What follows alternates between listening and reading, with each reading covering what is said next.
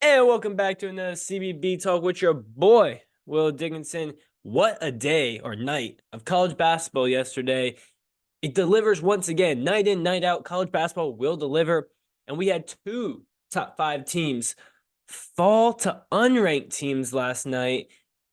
And that's what we got to lead off with. We got to lead off with, let's lead off with what I would say is the bigger result. The Tennessee Volunteers drop a home game. I had them fourth in the nation. The AP poll had fifth in the nation. To South Carolina, the Gamecocks get a nice road win, and this per KPI is the second best win of the year of any team. And South Carolina got it here, 63-59. What a game from the Gamecocks. Lamont Parrish's team is playing some really good basketball at the moment. And it's really good to see this South Carolina program who's not been good. This program has not been, it's only been to the NCAA tournament once since 2004. And yes, that time was 2017 when they made the Final Four in Glendale. And guess where the Final Four is in this year? It's in Glendale. Could this mean something? We'll see. But what an upset for the Gamecocks. Look at this record. They're unranked. Many people thought they would be ranked. They were just down my rankings. They were literally the 26th team in my rankings. They're 18-3. They're playing really good basketball at the moment. And they just got a road win against a very, very good Tennessee team. And it was one of those nights from Tennessee where it reminds me of what they were last year. Didn't have an offensive game, and their defense wasn't there. It was really good, but it wasn't so. They had to rely on defense to be amazing, which it was pretty good, but wasn't good enough. And pretty much it was a one-man show out there. If you just look at Dalton Connect, 31 points, and he did struggle a lot in that second half. And then I think the final 5 minutes, he scored 15 points, so he went off at the end of the game. But South Carolina's played really well, and they didn't rely on their leading scorer, Mechie Johnson. He had 3 points, struggled in this one. But we saw Tay Cooper come out there, 18 points. Mac, the big man, 16 points was a force down low. Wasn't efficient, but got to the line, played well. Stute off the bench had 13, hit big threes down the stretch. And South Carolina goes on the road and gets a win and upsets Tennessee. I think this speaks more volume to the Gamecocks. They've proven they're legit. They're heading their way to another NCAA tournament. Lamont Parrish in his second year as the head coach at South Carolina is going to lead him to an NCAA tournament most likely. I would say a 90% chance. This team was projected last in the SEC preseason, and now look where they are. It's honestly remarkable. He's going to be up there for Coach of the Year. And look at this. The new South Carolina Gamecocks, 16th in the nation. So shout out to South Carolina. I dropped Tennessee to 7th. Not a terrible loss from the Gamecocks, but not a loss you want to, the Volunteers. Not a loss you want to take here. Yeah, you just don't want to lose home games at all, and they did it. Yeah, that's going to drop them in the computer numbers, in my rankings. But I still think Tennessee's very good, and they had a fluke offensive game there. Zakai Ziegler was bad, had 2 points. Josiah Jordan-James, 2 points, did nothing. Didn't get much off the bench in this one. So they relied on Connect in this one, and kind of similar thing with that happened with UNC is they relied on their best player to do too much, and no one else delivered. And kind of what happened to UNC, because we can get to them. The Tar Heels dropped a road game to Georgia Tech, which arguably is a worse loss. Just because Georgia Tech's still sub 500. Yes, Georgia Tech beat Duke this year. So Georgia Tech has beat Duke and UNC, but obviously UNC was the only team in the country heading into this game without a road loss. And now they've taken one, so they are the only team now without a road now every team has a road loss. Only one player in double digits in this one. It's that dude RJ Davis, who's just been on an absolute tear. 28 in this one. Bet his over, some could say. It's gonna hit. Which it did. And look, Cormac Ryan, 3 for 10 from 3. You just can't have that. Baycott has 9 points. I mean, the fall of Armando Baycott's got to be a little interesting, right? This dude was a beast. He was looking like to win Final Four MVP. Made it to the national championship game. Look, was like the preseason player of the year pick 2 years ago. Even coming to this year, he was up there, and now he's just an average player. Um, it's quite remarkable, really. I mean, I don't know what's happened. Maybe he just wasn't that good to begin with, and he was overrated. He really just has no bag, and that's the real problem. RJ Davis is so amazing, 28 in this one. The freshman Nate George, 16, and had the game-winning layup. Really good. I didn't think it was a foul at the end of the game. I thought the Duke one was much worse when they called it a foul. So, yeah, UNC fans are going to be mad they didn't call a foul. They're going to say, oh, Duke gets fouls. Don't matter. You got a much more important game ahead this weekend. You're hosting Duke. And I said, my friends were one's a UNC fan, one's a Duke fan. We were talking about this game, and they both think UNC is going to win this game. I was like, well, if UNC loses to Georgia Tech, does that change your mind? They said no. I didn't think that was actually going to happen. When I said that, it did. I dropped UNC one spot in my rankings. I still think UNC is such an elite team, and I still think they're better than Duke. But we'll see this weekend. We got a huge game. The Blue Devils are going to Chapel Hill. We can talk about that on Friday because it's the first meeting of this game. We saw Duke sweep them last year. Can UNC get revenge on them? I think they will at home, but need to go bounce back here. This looked like a trap game, and I think it was. Shout out to Georgia Tech and Damon Stoudemire for getting that win. Oh, Baxter, you have anything to say about that game? No, now I don't know what he's doing.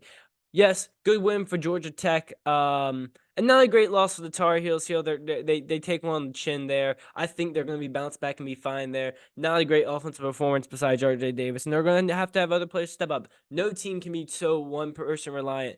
We saw Purdue last year. Their flaws was they were a little Zeki, reliant, and I think this year that's why they're better is because other players have got better. Braden Smith, Fletcher Lawyer, they've improved, and I think UNC has the surrounding talent, but they just didn't perform at Georgia Tech. And Georgia Tech's not a terrible team. They're not good, but they're not terrible. They beat big teams at home this year, which a lot of teams are losing on the road to unranked teams. So UNC is just another team to fall to that predicament.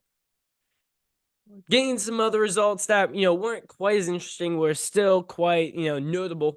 Duke got a nice road win as a top 10 team. Shout out Tyrese Proctor, shout out to hitting that over in that game. As I got into Underdog Fantasy, I love sweating these player props. They're actually super fun.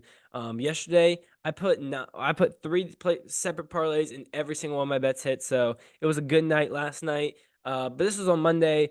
Duke gets a nice win, 77-67. Jeremy Roach, 16. He was in foul trouble, but it was good. Proctor had some good moments. Jeremy McCain's just been so consistent for them. Such a good shooter. Flip struggled. I think Flip's a little banged up or something. He just doesn't look like himself from earlier in this year. I think he can get back to the level because he's going to need him. Because again, Duke has a huge game this weekend against their rivals. They're going to need Flip to play his best basketball. But I think this Duke team is ready to go in to the Dean Dome, into Chapel Hill, and compete with Carolina. I think this game is going to be the best game of the weekend. And we have an amazing weekend coming up on Friday's episode to talk about. But Duke's playing great ball, and they can definitely win the ACC. And then the other notable result was Monday is horns down moment. Everyone throw your horns down watching this. Just do them right now. Let's take a moment to appreciate a horns down. Texas loses at home to Houston, so Houston got a nice road win here in overtime. Shout out to Jamal Shed. This dude Jamal Shed is one of the most underrated players in the country. He's gonna contend for Big East Player of the Year with Honey Dickey. I don't really know who else is going to be in that discussion. I think it's Jamal Shed or Hunter Dickinson is going to win that award. I don't see Jacoby Walters winning it. I don't think anyone Iowa State's that elite. No one really on TCU. So I really do think Hunter Dickinson and Jamal Shed will win the Player of the Year. Maybe Kevin McCullough, but we'll see. But really good win for Texas there. Max A-Smith, good game, but Texas, man, I think they're really going to be on this bubble. And right now, I think they're on the wrong side. They dropped their second game in a row here, and you want to win home games because that's your best chance to pull off upsets in the Big 12. They couldn't get it done there. Horns down. Good win for Houston. Houston's now up to number 3 in the nation here, which is probably rightfully so. I was skeptical. I'm gonna admit I was quite skeptical of Houston, but they've continued to prove me wrong recently. I think they're on the 5-6 game win streak in the Big 12. That is no easy task to have. And look, they lost road games to two unranked teams at the time, but look, now it's Iowa State and TCU. They lost their road games too, who are both looking really good. But and then some other, let's see, look at some notable results from Tuesday. That wasn't the two big games talked about. Dayton got another win. Deron Holmes, big game. I still think Dayton's the best team in the A10, but Richmond has beat them. Illinois got a road win against Ohio State. Ohio State's dead. Back-to-back tournament years not missing the tournament, most likely for Chris Holtmann. And Illinois, Terrence Chan's best game back from suspension. Illinois is back. I believed in them this whole year. I think they're one of the best teams in the nation. I got them 12th, and I think that seems right there, but Marquette jumped them because Marquette beat them. I gotta use the bathroom. We'll be right back. All right, we're back, and I just want to give a shout out to Ryan Hammer, one of the best college basketball. Yeah, you can't even see him. One of the best college basketball, influencers. I don't know what you call them. Creators. Shout out to him. I love his stuff. Just want to give a shout out. He'll no way see this, but he's one of my favorite. But let's get back into this games from Monday. Marquette. Marquette has been on the heater recently. No Cam Jones in this one at Villanova. Doesn't matter. Tyler Kulik. Wow. He went through a rough patch when Marquette was struggling, and that was when they kind of dropped in my rankings. They're back. I got him in the top 10 again. Tyler Kulik put 32, 6, and 9 in a win at Villanova. Villanova is not trending towards a tournament. And it's tough. It's a tough look. Kyle Neptune, man. Watch out. You're on the hot seat. You're on my hot seat. I don't know if you're on the actual hot seat. They're 11-10, good wins, too many losses. They have good wins, too many losses. They're gonna have to start getting hot starting on Saturday and at least go on a little 4 or 5 game win streak, Villanova. If not, it looks like you're screwed and you're gonna miss your second straight NCAA tournament. Marquette, I'm waiting until they don't play. They don't play UConn until a while, though. Their UConn game is still, I think, in middle of February. Their first one, they play them twice. And the last one, I think, is the regular season finale. So we still got time before UConn Marquette, which will be a doozy. A ranked-unranked matchup occurred in the Big 12. Texas Tech took down TCU. Oh, sorry. Gosh, TCU took down Texas Tech, an interstate matchup there. A really good win there for the Horned Frogs. I was a believer in TCU. Then they went a little losing streak. But I was still believing in them. I got TCU ranked 22. I got Texas Tech 23 there. Tennyson, 23 points in this one. 4 for 8 for 3. Micah Peavy makes me look like a genius because I bet on you. And you scored 18 points. Had 5 rebounds, 4 assists there. Emmanuel Miller, their best player, only 11 points in this one. Ernest Uday, he starts, doesn't play that many minutes, but he's a good, serviceable big there. Coles, Jameer Nelson. This team is deep, man. I really like this TCU team. Of course, last year they had a star like Mike Miles. This year they don't. But I think they're a more complete team. They got depth, and that's really good in college basketball. That's hard to come by. You see Kansas, they struggle because they don't have depth. A good win. TCU, again, it's hard to win on the road here. I don't blame Texas Tech for this loss there, but I dropped them below TCU because I just like TCU's team better. Pop Isaacs had 25 really good there. Warren Washington, also a good game. And McMillan continues to be hot off the bench. He had 19 in this one, so it's good to see him become a real role player on this team. But besides that, Texas Tech doesn't have much bench there, and they drop one, but don't blame too much. TCU is a good team, and to win on the road is hard. Houston couldn't do this win on the road at TCU. So I don't blame Texas Tech at all for dropping that one. Oklahoma got easy win over Kansas State. Kansas State, you're not going to be an NCAA tournament this year. Oklahoma, good win there. That's what you gotta win those games. You gotta beat teams you're better than, and they did it on the road, which is not easy. So Oklahoma getting back in the right direction after going on a little multi-game losing streak. The Battle of Mississippi end up going to Ole Miss there. Shout out to Chris Beard. This Ole Miss team is also 18-3. I want them to be ranked, but I can't find space for them right now. You need a team to drop out to get in. They're my 26th ranked team in the nation there. I thought they were fraudulent, and they're beating the fraudulent they're being the fraudulent allegations right now. They are playing some inspiring ball. Shout out to Chris Beard. He's done an amazing job at Ole Miss. Well, not shout out to Chris Beard. Let's take that back. Let's take that back. Good. Congratulations, Coach Beard, for coaching a great team. Let's not shout him out. If you know, you know. Let's not shout him out. Clemson barely won against Louisville. I don't know what to think about Clemson. Miami, wow, what a fall off Miami. Final Four to probably missing the NCAA tournament. They lost at NC State. Not an easy place to win. But Miami's 14-7. This is a team I had preseason top 15, 13 in the nation. Yeah. Michigan State, good win over Michigan. That was Tom Izzo's 700th career victory. So shout out to one of the greatest coaches of all time. Kansas, nice win there. No Kevin McCullough, was no problem to get a home win over Oklahoma State. No Kevin McCullough already said. That really let some bench players get some points here, and maybe that's going to build their confidence going into a big game this weekend against Houston.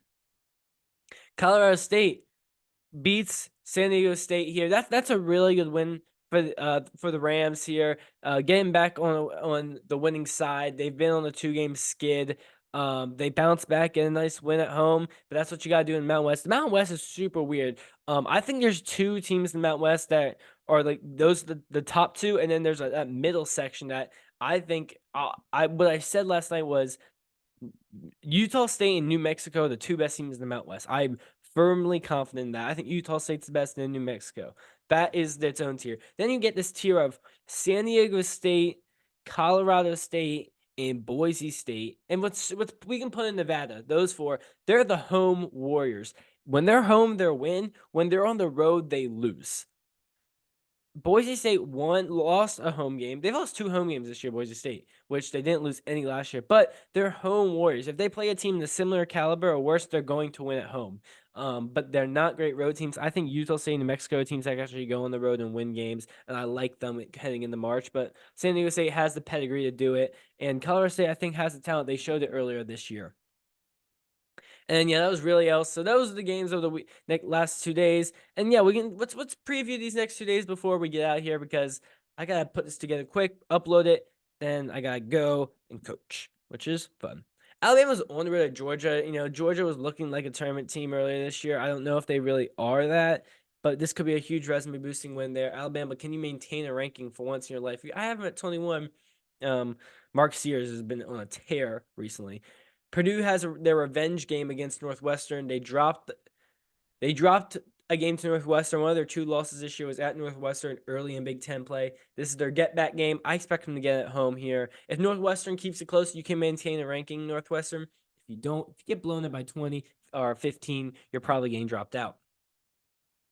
Watch St. John's on the road against Xavier. That's a big game for St. John's. If you can steal a road win in the Big 12, by all means necessary, that would be huge.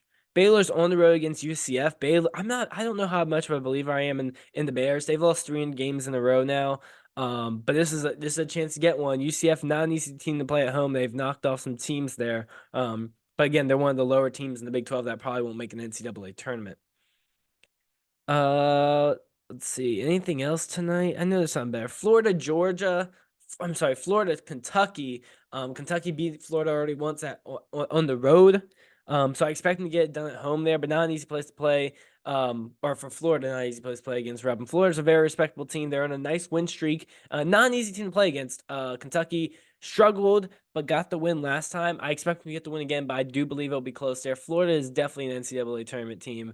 I'm not sure if they'll get there, but they're that talented. Providence is on the road against UConn. Providence has, again, played great basketball recently. They went through that tough stretch where they lost about 3 in a row, but they're back to, I think, a 2-game win streak. Now you're on the road against the best team in the country. That's not a place you want to go and play. In Gamble Pavilion, I expect UConn to get the easy win there. But keep an eye out, because Providence is no slouch there, and UConn has played close games this year, but I expect them to get the win there. I think this UConn team is I do think they're the best team in the country. And then Boise State's on the road against New Mexico. New Mexico proved me right. Win this ball game. If Boise State wins, I don't know what to think. The Mountain West is a dog eat dog world. It's even more of a dog eat dog world than I think than the freaking Big 12. But it's a very interesting game. Let's just keep an eye out for that. New Mexico. I do think I love New Mexico's guard trio. I really like their guard trio. And then on Thursday, what do we got on Thursday? Doesn't look like much. Doesn't look like there's nothing. Yeah, there's really nothing. There's nothing on Thursday. Wisconsin's on the road against Nebraska. That could get tricky. We saw Purdue lose there. So yeah, keep an eye out for that one, but that's really it.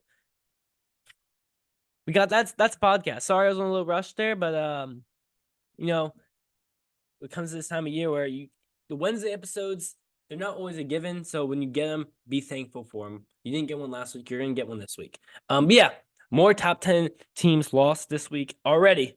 There are gonna be more to come on Saturday. There's a guaranteed 3 that play each other. So let's see what happens these next 2 days. Thanks for watching. And go watch some college basketball as always. That's always my message to you. Go watch some college ball. And if you're legal, put some props on it. Get underdog. One day they'll give me a sponsor and it'll be worth it. All right. Peace.